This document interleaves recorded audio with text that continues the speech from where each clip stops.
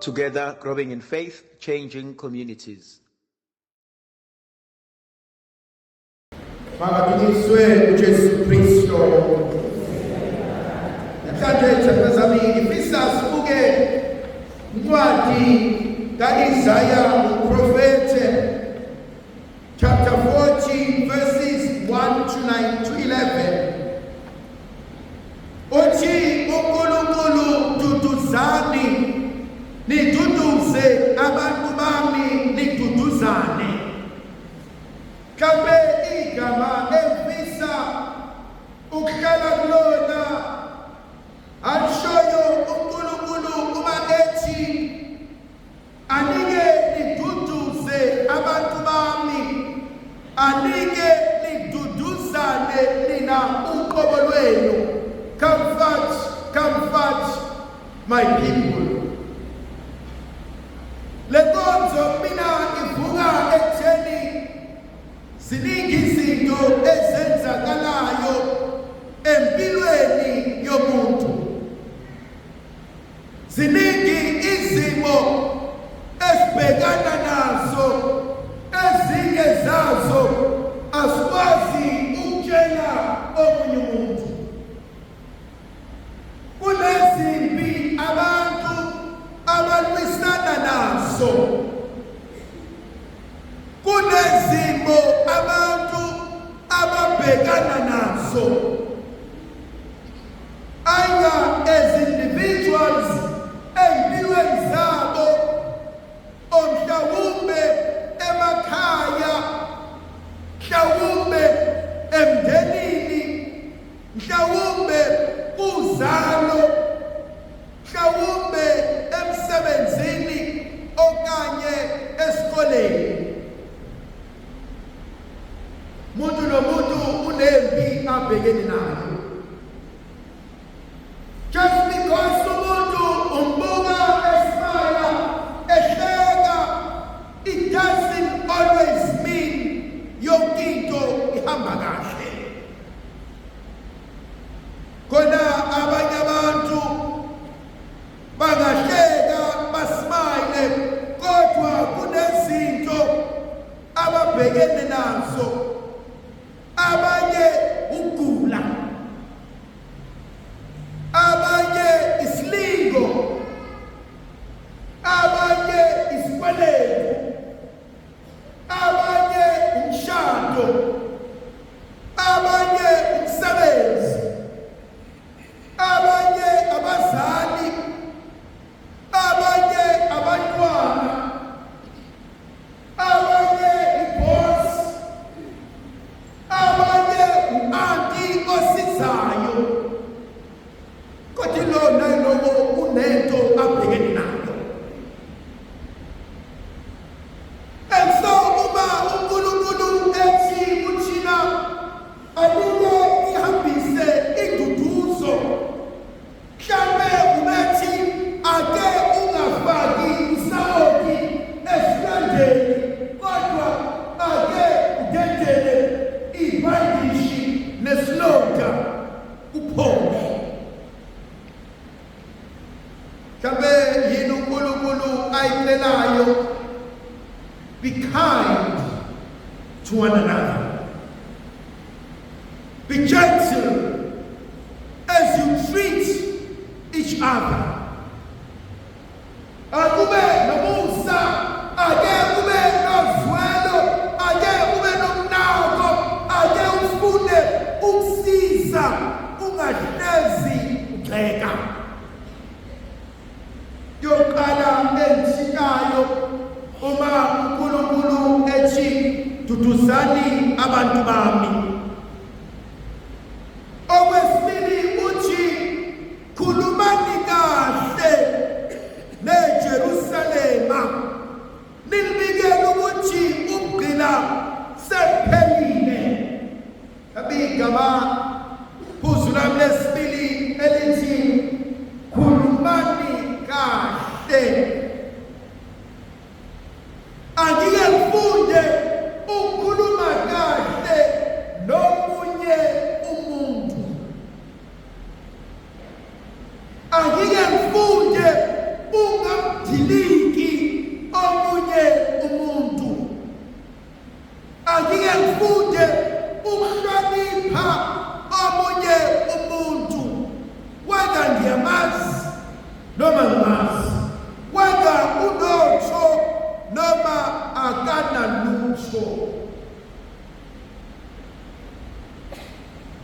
Mhlambe elinye angike ngifunde ukukhuluma kahle ngomunye umuntu. These are two different points. Angifunda ukukhuluma kahle nawe, kodwa angike ngifunda ukukhuluma kahle nawe noma ungekho. Khona abanye abantu ungathuka bangasale uzwe izinto abayikhulumayo behind your back. How usibanibani asikaze sihlabane nje naye. How usibanibani I thought we were close. How usibanibani bengamcabangeli angasho into enjena ngami. Fanele sifunde ukukhuluma kahle ngabanye abantu. Angisho ukuthi asiqamba amanga. No, I always argue, engikushoyo behind your back, I must be able ukusho to your face. Obviously, principle number one, angikhulume kahle. That means I must also say iqiniso. I always say, rather tell the truth and be hated than tell the lie and be loved. Kwathandelwa amanga. Khona abantu esihlezi sibabiza ngohleka abayeni. Bahleka kwasani nempukane edlulayo, bayayihleka nehlaya noma lingahlelisi ngoba bahlezi bencetheza.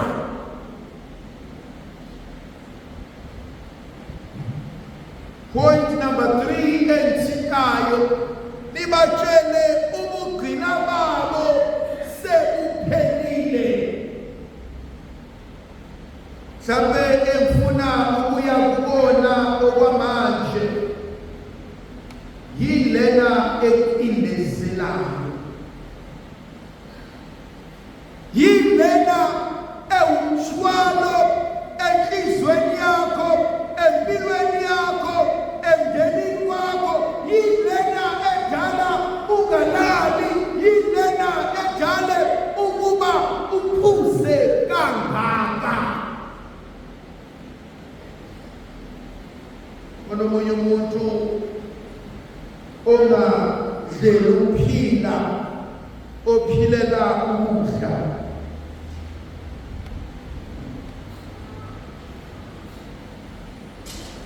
There are people esibabiza ngama-emotional eaters. Kodwa omunye umuntu makuke kwavulwa ibhodlela likagoloko, isivalo uyasilahla because engqondweni yakhe fanele lobutshwala buphele. Akakwazi ukuphuzela ubumnandi, akakwazi ukuba ne-night cap, athi angishaye nje into ka-1 maqedane ngihambe ngiyophumula. Yena every time bekaphuza uzodakwa. Then you have a problem with alcohol if you just udakiwe ukuphuza utshwala. Angikhulumi ngenkalakatha ene-high tolerance yotshwala engaphuza amabhodlela awu-3 kodwa engadakwa. Usunenkinga kunjalo.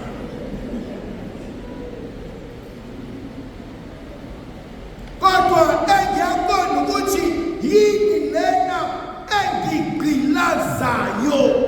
Yabona uma umuntu kumele ufunde ukuba neqiniso noqobo lwakho. Yabona nje uma umuntu ufanele uhlale ubuye uyibheke. Uzibuze ukuthi kungabe usahamba kahle yini.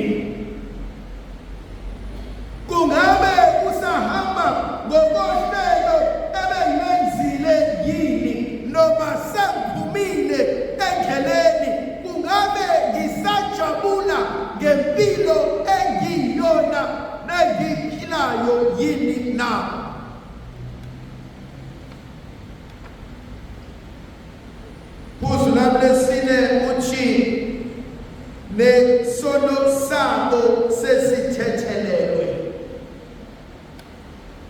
Ngiyayithanda leyo nkonzo yokwazi ukuthi uNkulunkulu wethu uyayithatha izono zethu athi uMikha uyiphosa olwandle lokulibala. Kubalulekile ukwazi ukuthi sengitholelwe. Kubalulekile ukwazi ukuthi sewutholelwe, sewuthethelelwe, because ithandwa zami khona abantu abathwala umthwalo wazono zayizolo, khona abathwala umthwalo wamaphutha ayizolo, khona abathwala umthwalo wezono abangakwazi ukuziqithiza phansi. Kubalulekile ukwazi ukuba uNkulunkulu usentholele.